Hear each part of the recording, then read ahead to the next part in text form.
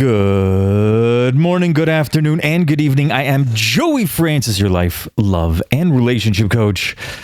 Thank you so much for joining me. This is a special one. Today marks the 1 year of this podcast. I mean, that's huge.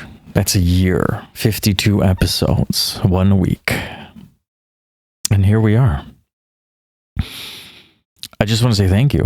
Thank you for joining me, for all those people that watch and listen, to those who support, to those who email me, for those who just watch my shorts, whatever the case is. It is incredible that I've made it here, I think at least. And I am unbelievably grateful for each and every single one of you, and for all of you in the future that may listen to this. Thank you. Thank you for joining me. All right, here we go. Because it's been a year. And if you've been listening for a while, you've probably noticed I keep circling the same ideas, just through different stories, different situations, and different types of relationships. But I've never actually sat down and made a full episode about the core concept behind almost everything I talk about. So that's what today is, because most people believe relationships are supposed to improve how they feel. That when you meet the right person, life stabilizes, emotions calm down, and things finally make sense. And yes, it does. But only if you're open to it. Only if you bring the same calm and stability. Only if it also makes sense for them. Because a relationship isn't one person regulating the other. It's two people who already know how to regulate themselves, experiencing each other. Otherwise, what feels like the wrong person is often just two people asking each other to carry weight neither of them can hold. And that's why a relationship doesn't fix your emotional state. It amplifies it. But before we even talk about dating, we need to define something properly. Happiness. Because almost every bad relationship decision starts with someone trying to feel better. Now, happiness is a feeling. You laugh, something excites you, you get good news, you feel happy. But that's momentary happiness. What we're talking about here is different. Your baseline. Your default state when nothing special is happening. No plans, no validation, no distractions, no problems. Just you existing. Some people feel calm. Some people feel restless. Some feel empty. Some immediately need noise, music, TV, their phone, anything to avoid sitting in it. That state right there matters more than your happiest moment ever will. Because relationships, life, it doesn't live in the highlights. It lives in the ordinary. And your ordinary emotional state is what you bring to every relationship. And that baseline doesn't come from attraction or chemistry. It comes from how you relate to yourself when nobody else is involved. I believe these things influence it. Self-awareness, self-acceptance, and gratitude. Self-awareness means you understand what you feel and why you feel it. Most relationship conflict isn't actually about what happened. It's about what it meant. For instance, someone takes longer to respond than usual, and immediately your mind fills the silence. They're losing interest. They don't respect me. Something's wrong. But the event was small. It's the reaction that was large, and usually the size of the reaction belongs to the past and not the present. Without awareness, every emotion feels caused by your partner. With awareness, you realize they touched something that already existed, and that changes everything because now you respond instead of react. Now, awareness alone isn't enough because a lot of people recognize what they feel and they fight themselves for feeling it. Not every self-accepting, I shouldn't care this much, I shouldn't be insecure, why am I like this? So now there are two problems: the emotion and the resistance to the emotion. Self-acceptance removes the second one. It doesn't mean liking every part of yourself. It means acknowledging your current reality without pretending it isn't there. You can't calm what you refuse to admit exists. And when people don't accept their emotions, they outsource regulation. They look for reassurance instead of understanding, control instead of communication, closeness instead of stability. And that's when relationships start carrying emotional weight that they were never meant to carry. Essentially, the straw that broke the camel's back, as they say. And then there's gratitude. Because without gratitude, your emotional state depends on outcomes. You feel good when things go your way. You feel bad when they don't. Now, your happiness depends on texts, plans, tone, timing, things outside your control. That makes relationships fragile. That makes you needy. But gratitude shifts your starting point. Not that everything is amazing, but that nothing is missing in the moment. And when nothing feels missing, another person stops being the solution. They become the addition. So when you don't have this baseline, you don't date to connect. You date to regulate, to feel calm, to feel wanted, to feel secure, to feel happy. And that changes who you choose and what you tolerate. Because the person isn't just a partner anymore. They're relief. And relief is very hard to walk away from, even when it's unhealthy. Now, when I say happiness should be your baseline, it doesn't mean you feel good all the time. That does not, that's not happiness. That sounds more like avoidance. A healthy emotional state still includes anxiety. It still includes sadness, frustration, insecurity, bad days, bad moods, and moments where you just don't feel okay.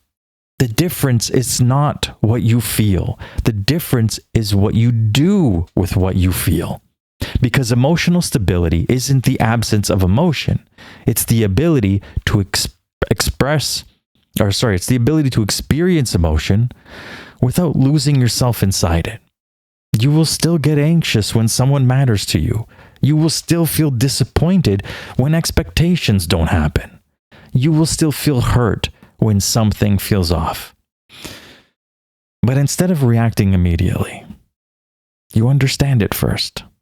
You pause long enough to ask, is this about what just happened or what this reminds me of? Most relationship problems escalate because emotions become instructions. You feel insecure, you seek reassurance urgently. You feel uncertain, you demand clarity immediately.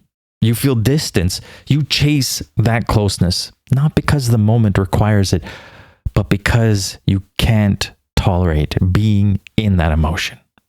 Emotional intelligence is the ability to tolerate that feeling long enough to interpret it correctly, to recognize a feeling is information, not direction. Without that ability, relationships become emotional management. Your partner now has to calm you, reassure you, prove things repeatedly, fix reactions they didn't even cause. And over time, that becomes exhausting, not because they don't care, because they're being asked to regulate another person's internal state. A stable person still feels deeply. They just don't outsource responsibility for those feelings.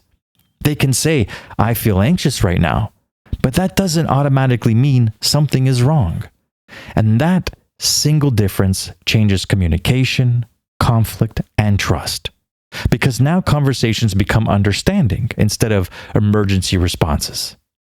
Happiness doesn't mean always feeling good. It means your emotions don't control your behavior faster than your understanding can catch up. And without that, Relationships don't become connections, they become emotional survival. So now we understand baseline, and we understand emotions don't disappear just because you're healthy. Now we get to the part people usually resist. If you are not okay on your own, you are not okay to have a relationship.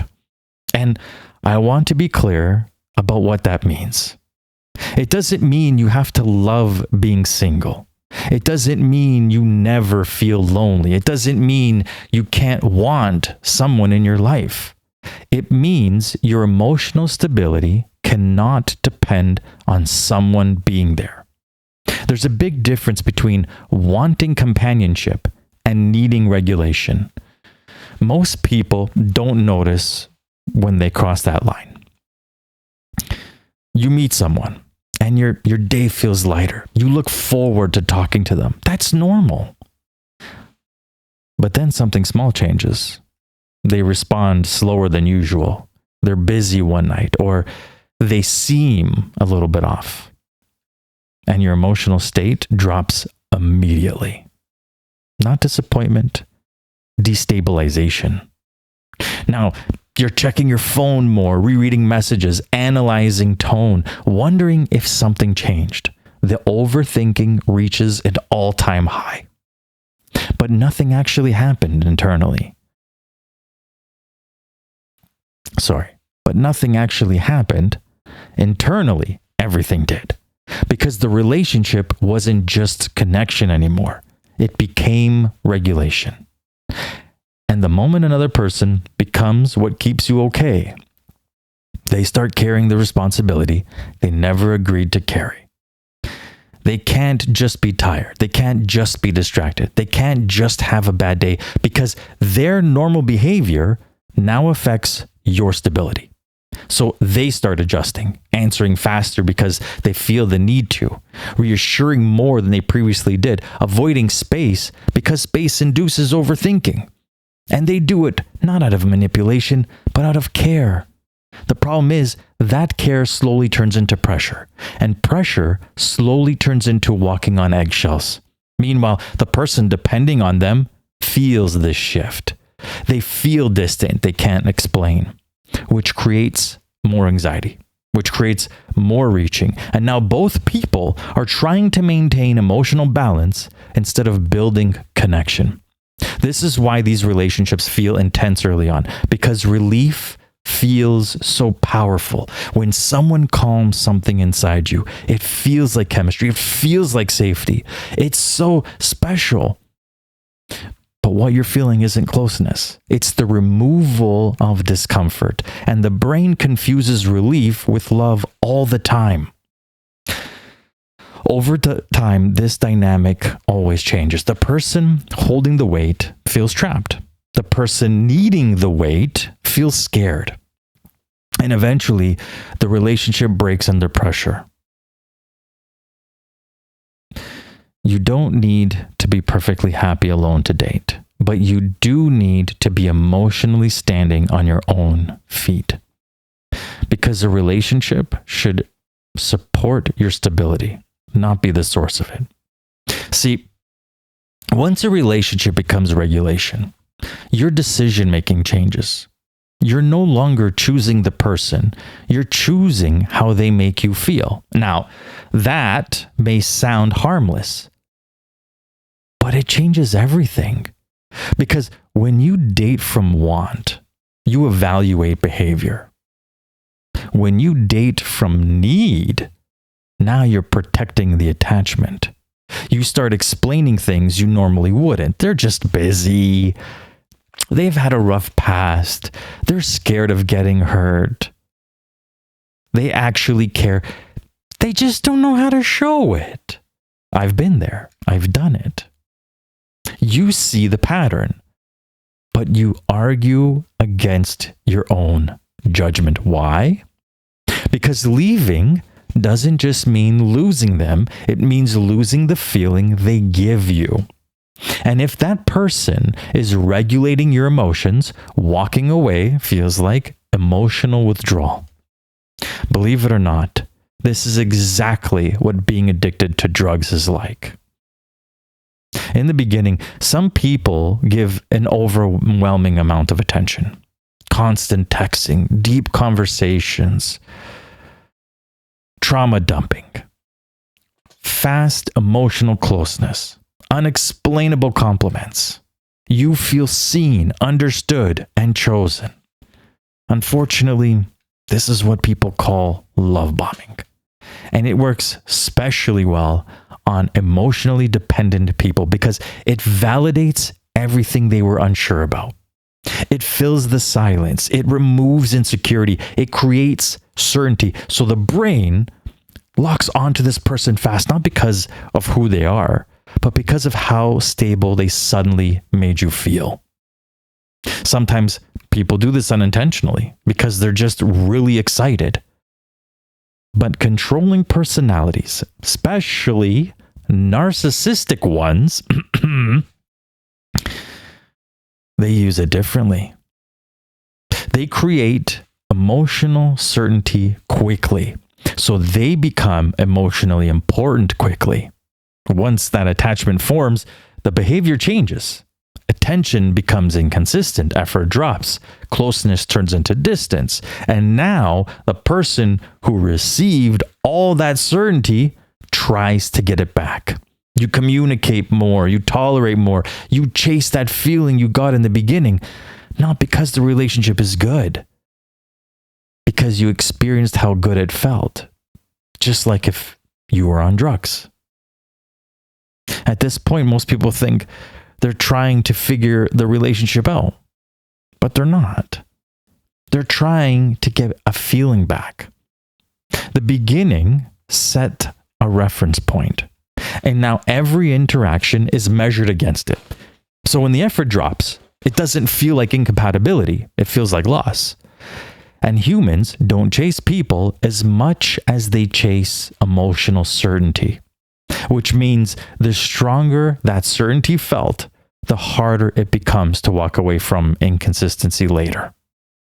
And this is exactly where the dynamic shifts. Because once someone knows you're attached to the feeling they gave you, they don't have to maintain the relationship. They only have to maintain your hope. And now, the part who know hate hearing. If someone floods you with attention in the beginning, makes you feel special immediately, talks about the future right away, and then slowly pulls it away, that's not confusion. That's conditioning. You're not trying to fix the relationship. You're trying to get back to how they treated you at the start. And if you keep chasing the beginning while tolerating the present, guess what? You are being controlled. A narcissistic person doesn't keep you by loving you. They keep you by making you work for the feeling of being loved. They give you just enough attention to hook you, then remove it so you chase it. And every time you over-explain, over-forgive, and overstay, you teach them exactly how little effort they need to keep you. You're not confused. You're attached to intermittent reward. So if you feel like you're constantly proving your worth, constantly trying to get back to the good version of them, constantly hoping they'll go back to who they were at the start, you are not building a relationship. You're maintaining a dependency. And then your standards start slowly moving. Not all at once, gradually. You accept inconsistency, then mixed signals, then disrespect, then effort only when you pull away. And each time you tell yourself, this is it. I swear, I'm done. But then you stay. And you say to yourself, you know what? It really wasn't that bad. It really wasn't that bad. But you're not evaluating the relationship anymore. You're preserving access to the relief. Narcissists, consciously or unconsciously, learn what works on you. If reassurance calms you, they give just enough reassurance to keep you there. If distance pulls you closer, distance becomes part of the dynamic. If an apology resets everything, apologies replace change. And that's why people stay in relationships they logically know are wrong. Because emotionally, it still feels safer than absence. When you date from want, inconsistency is unattractive. When you date from need, inconsistency is addictive. You don't date the relationship you have. You are dating the relief you occasionally get. So the real question isn't, do I love this person? It's, if I was happy without them, would I accept this behavior? Here's what people misunderstand when they hear work on yourself first. They think it means you magically attract better people. You don't. You interact differently, and that changes the outcome. The same people still exist. The same conversations still happen. The same dating apps, the same first dates, the same early excitement. What changes is how long certain behavior lasts around you. Let's say you start talking to someone and they seem interested. The conversation flows, you go on a date, things are good. Then a few days later, the replies slow down. When you're dating from need, your mind fills the gap. You wonder if you said something wrong. You try to restart the energy. Maybe you send another message to keep the momentum going. Not because they asked you to, because silence feels uncomfortable. When you're dating from want, the thought process is completely different. Instead, you notice the shift. And instead of correcting it, you observe it. You don't panic. You don't compensate. You don't increase effort to restore what was there. You let their level of interest show itself. Because when you stop carrying the conversation, you see who actually wants to talk to you. Here's another example. You ask what they're looking for. They say, I'm not sure yet. If you need the relationship to continue anyway, hoping clarity will develop, if you don't, you register the answer as complete.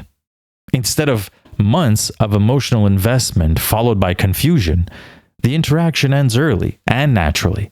Nothing went wrong. You just didn't build attachment to uncertainty.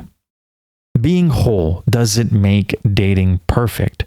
It makes you aware of what you don't want. It keeps you out of unfulfilling relationships. It makes dating more efficient. You exit mismatches before they become emotionally taxing. You stop giving people time to become someone else. And because of that, the people who stay are the ones who are consistent from the start. That is why it feels like you attract differently. You're not attracting differently. You're choosing differently. And that changes everything. Up to this point, it sounds like the goal is finding the right person. But that's only half the equation. Because a relationship doesn't just depend on who you meet. It depends on who you are when you meet them.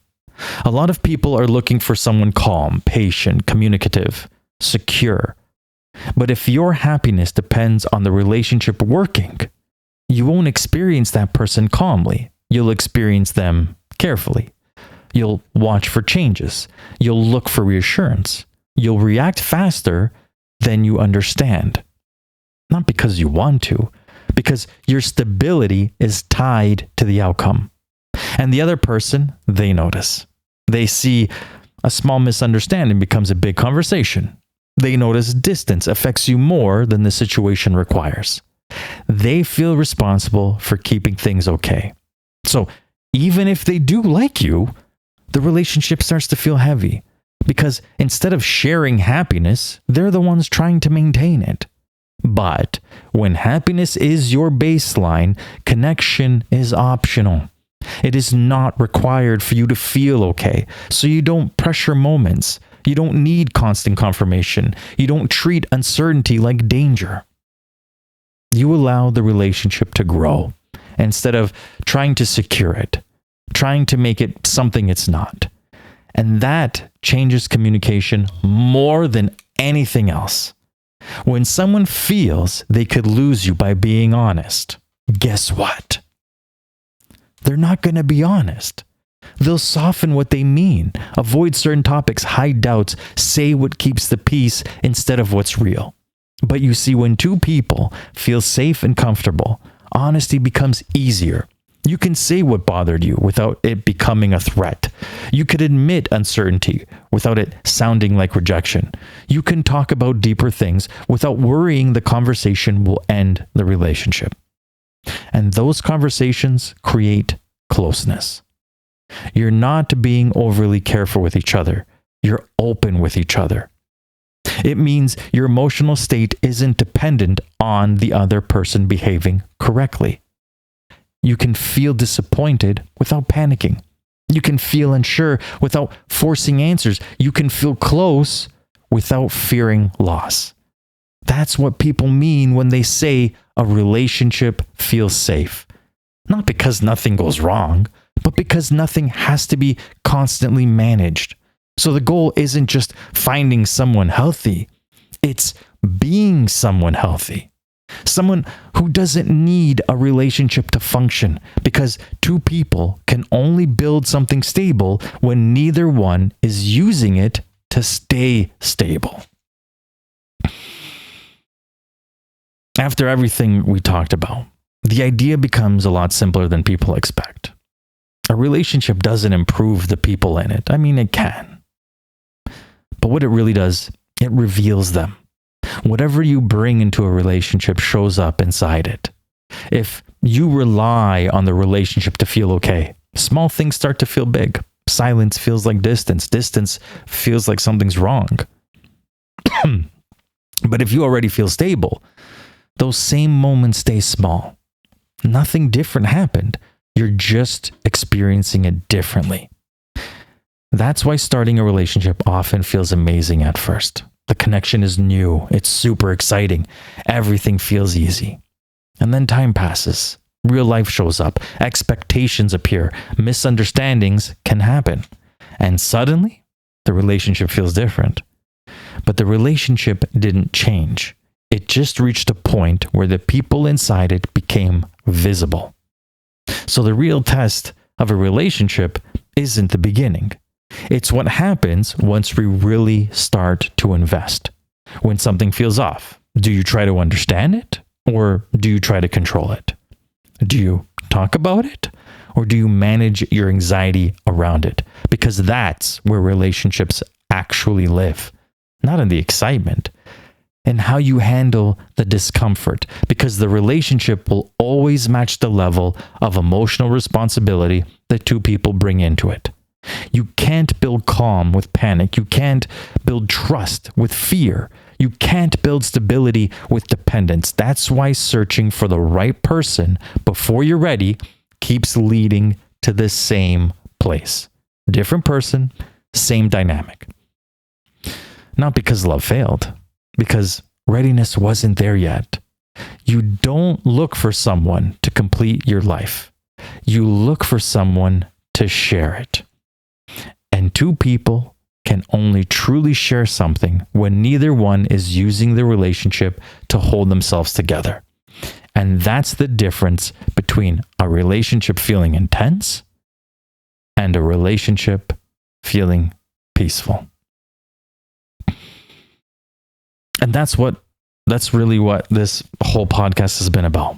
Not tricks, not strategies, not how to make someone stay, but to understand yourself. Understand yourself enough that whoever stays is there naturally. For the past year, we've talked about dating, breakups, anxiety, attraction, red flags, and all the complicated parts of a relationship. But they all point back to the same place, the relationship you have with yourself. And that particular relationship is the one that sets the tone for every relationship you enter. So if there's anything to take from this episode or from the past year, it's this. Don't rush into connection to escape yourself. Get comfortable with your own life first. And then, and only then, invite someone into it.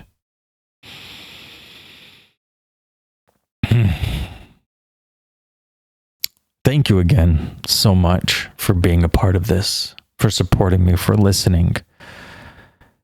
It honestly means the world to me, knowing that there are people out there that are listening to what I have to say, and it is truly improving their life, their quality of life, their relationships. I wish, obviously, more of you were listening to it. I wish you all would send me a note. Let me know, if any of this has helped you over the past year, just so I sort of have a barometer of, that I'm doing good. But this whole podcast, this episode was talking about being happy and how it's important to be happy. But I didn't mention how to get yourself there because I don't need to. I wrote a book about it. And if you want that book, it's called Fate is Bullshit, A Logical Guide to Happiness. And it really is a logical guide to happiness. You can go to my website. That's joeyfrancis.com, joeyfrances.com. And there you can click the link to my book. It takes you right to Amazon. There's also my other book, Fate is Bullshit. That's the first book. The Logic of Me, a guided journal for self-discovery. Because sometimes we need to dig deep within ourselves, and it's hard to do it. It's hard to be honest. It's hard to figure it out when we don't even know where to start. And I honestly believe that my guided journal will help you get there. If you need it, of course. If you don't need it, then that's cool. I'm happy for you. I'm glad that you're happy and you don't need any of that stuff. But it's there for you guys. Again, thank you so very, very, very much for the past year, for watching, listening, writing in, essentially helping me stay motivated to keep going. And I'm not planning on quitting. So let's continue this journey together and let's see where it takes us. I just want to say this. A relationship won't save you. It will expose you. Till next time.